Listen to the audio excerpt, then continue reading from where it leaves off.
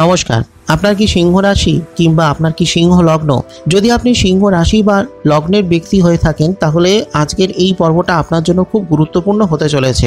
কারণ কি আজকের এই আলোচনাটা খুব ইম্পর্টেন্ট অক্টোবর মাসের জন্য। মঙ্গলের একটা বিশেষ এফেক্ট আপনার জীবনে থাকছে, যে এফেক্ট আপনার জীবনকে বিশাল রকম পরিবর্তন ঘটাতে পারে, যে এফেক্ট আপনার জীবনের চাকা ঘুরিয়ে দিতে পারে, যে এফেক্ট আপনার লাইফস্টাইলকে, আপনার জীবনধারাকে পাল্টে দিতে পারে।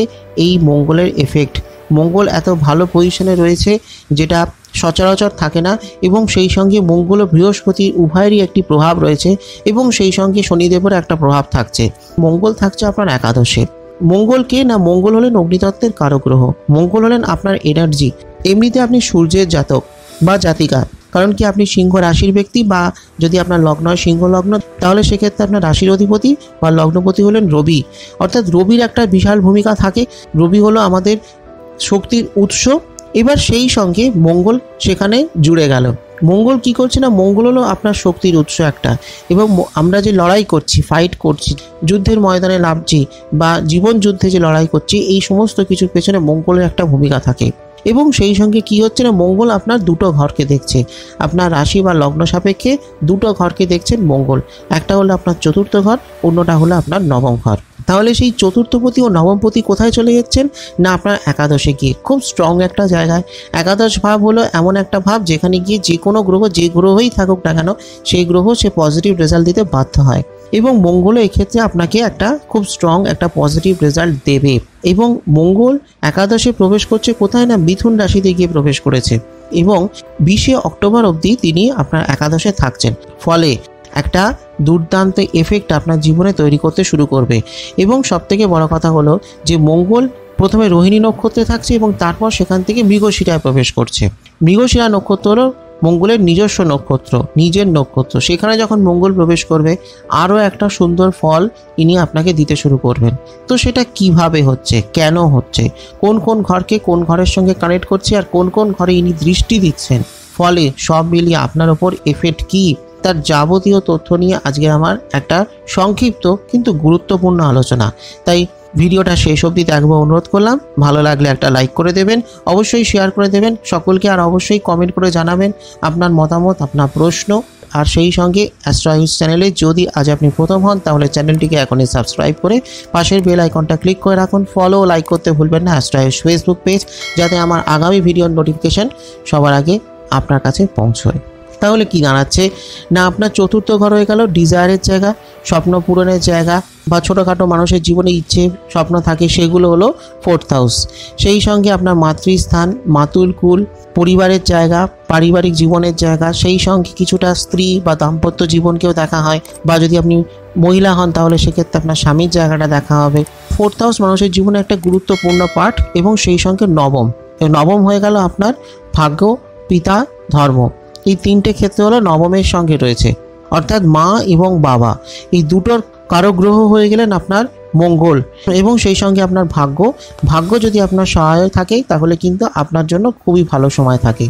এবং ভাগ্যপতি যদি সহায়ক পজিশনে থাকেন, ভাগ্যপতি যদি বলবত্তায় থাকেন, তাহলেও সেটা আপনার জন্য খুব উত্তম হয়ে থাকে। কারণ কি ভাগ্যের সহায়তা বা ভাগ্যের প্রয়োজনীয়তা প্রত্যেক মানুষের জীবনে থাকে।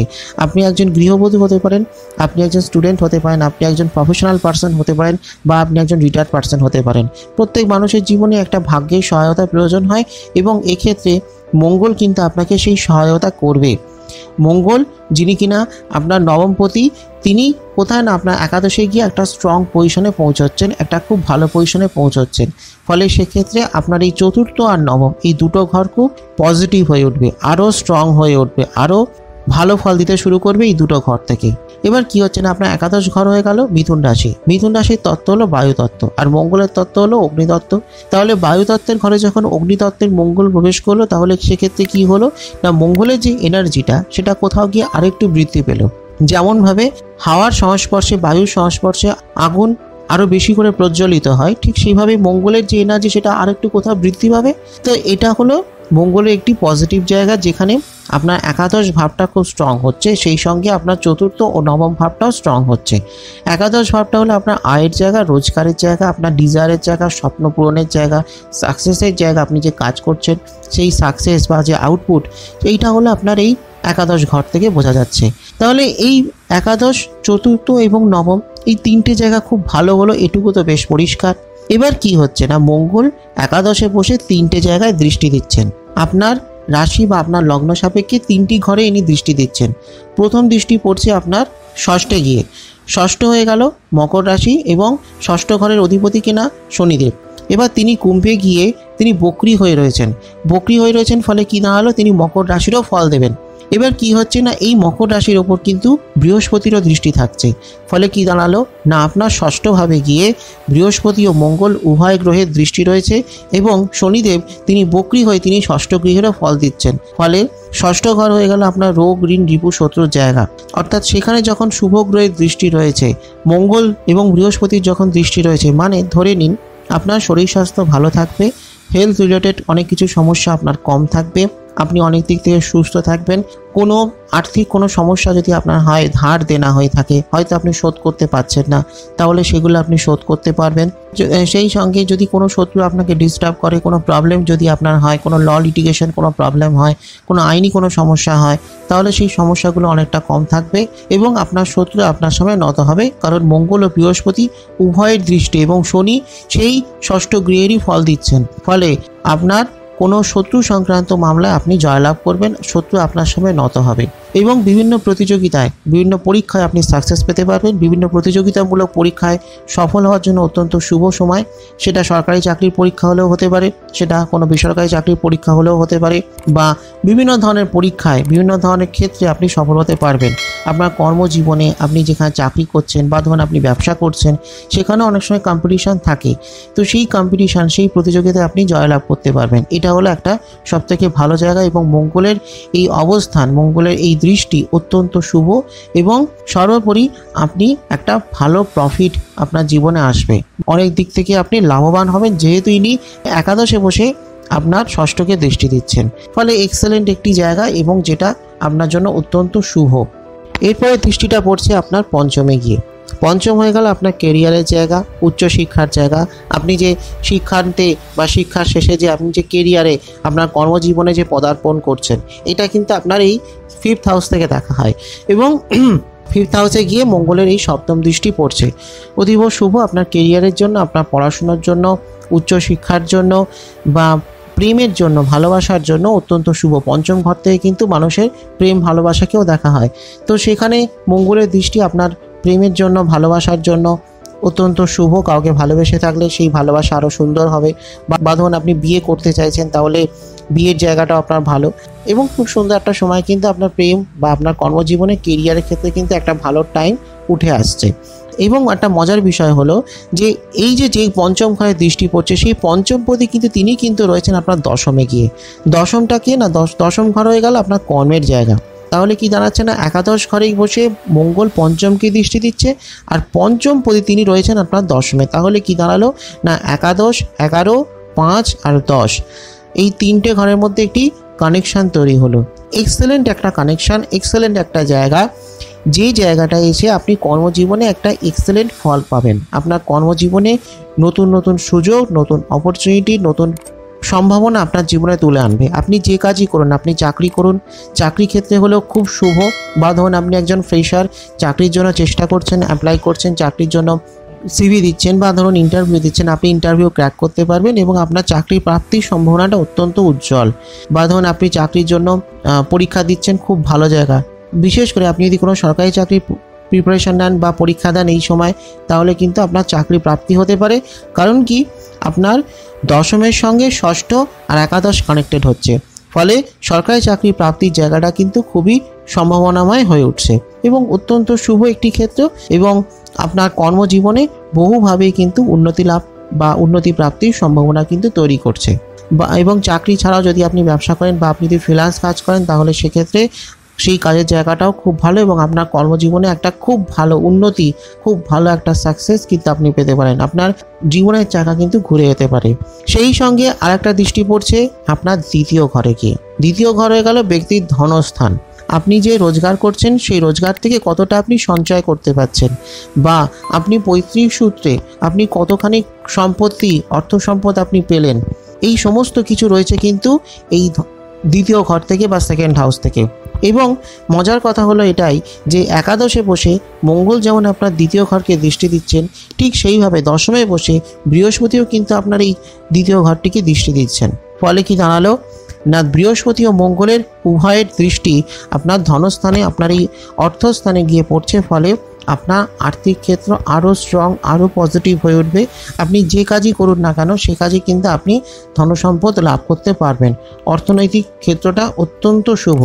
এবং সবথেকে বড় কথা হলো কি না, আপনার নবমপতি ও চতুর্থপতি তিনি আপনার একাদশকে কানেক্ট করছেন এবং সেখান থেকে তিনি আপনার দ্বিতীয় ঘরকে দৃষ্টি দিচ্ছেন। ফলে আপনার একটা দুর্দান্ত আর্থিক উন্নতি আপনার জীবনে কিন্তু তৈরি করবে।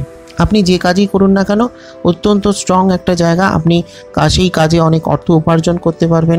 অর্থাৎ আপনি ব্যবসা করলে সেখানে আপনার প্রফিট বাড়বে, আপনার লভ্যাংশ বৃদ্ধি পাবে, বা ধরুন আপনি চাকরি করছেন সেখানে আপনার স্যালারি বাড়তে পারে, বা ধরুন আপনি আরও কোনো ভালো জব অপরচুনিটি হয়তো পেলেন, আরও কোনো বেটার স্যালারির আপনি চাকরি পেলেন, সেটাও হতে পারে। এবং আপনার জীবনে অনেক দিক থেকে কিন্তু উন্নতির সম্ভাবনা কিন্তু তৈরি করবে। যথেষ্ট ভালো সময়। কোনো ইচ্ছের স্বপ্ন থাকলে সেই স্বপ্নকে আপনি পূর্ণ করতে পারবেন। কোথাও আপনি বিনিয়োগ করতে চাইছেন, কোথাও আপনি লগ্নি করতে চাইছেন, টাকা পয়সা কোথায় ইনভেস্ট করতে চাইছেন, করতে পারেন। যথেষ্ট ভালো সময় লগ্নি করবার জন্য, বিনিয়োগের জন্য যথেষ্ট পজিটিভ একটা টাইম। এবং মঙ্গলের এই যে ট্রানজিটের ফলে প্রত্যেকটা রাশিরই কিছু না কিছু প্রভাব থাকছে, কিন্তু সবথেকে বেস্ট প্রভাব যদি কারোর থাকে সেটা হলো আপনার। আপনি হলেন সবথেকে বেশি গেনার।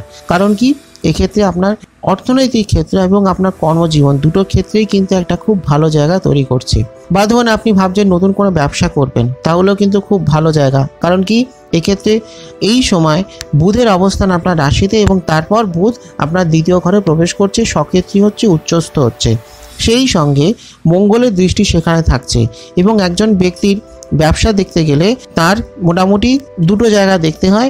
একটা হলো আপনার বুধের জায়গা, পরেরটা হলো আপনার সপ্তমের জায়গা, এবং আরেকটা হলো মঙ্গলের জায়গা। কারণ কি, মঙ্গল হলো মানুষের এনার্জিকে দেয়, মঙ্গল মানুষের সাহসকে দেয়, মঙ্গল মানুষকে রিস্ক নেওয়ার বা ঝুঁকি নেওয়ার ক্ষমতাকে দেখে, এবং সেই সঙ্গে একটা অদম্য মনোভাব বা মানসিকতা এটাকে তৈরি করে মঙ্গল। তো মঙ্গল এক্ষেত্রে আপনার জীবনে একটা খুব ভালো টাইমকে তৈরি করবে। আপনার কর্মজীবনের জন্য, আপনার ব্যবসার জন্য বা নতুন কোনো কাজের জন্য আপনি কিন্তু ভালো একটা সময় পাবেন এবং একটা ভালো সুযোগ।